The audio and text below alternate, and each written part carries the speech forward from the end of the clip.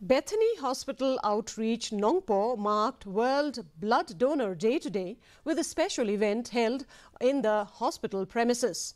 This year's theme, celebrating 20 years of giving, Thank You Blood Donors, highlights the significant contribution of blood donors and the advancement in the healthcare system over the past 2 decades. The event saw the participation from doctors, nurses, staff and patients all coming together for an awareness program.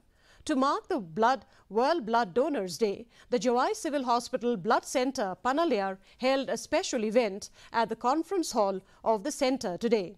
As a gesture of gratitude, the centre presented mementos to its regular blood donors, recognizing their selfless dedication to saving life through blood donation.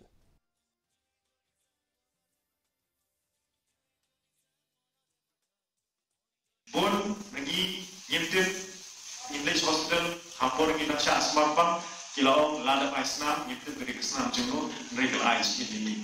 Te, yang play baru itu, baru kita ai kesenam cuki, kita let cha di hospital super repair, but kecilnya ibarat jumpi ke ai yang kecil ya kiwei mempang wisdom kibaran kejenjang kelanot kamtam yang hidup isuk kiba mungkin kalau kelenti penginyo kesenam. Te lingba jumpi yang kerpat yang berokoi kibaran bumi ban dan tray susu nak kita kawat pet joki belang salang juni na benda kakot kekia kapapung santam ban juru ban dan ketuk bensin ban om ba yirengkam yang kata gajirap ibe. A road traffic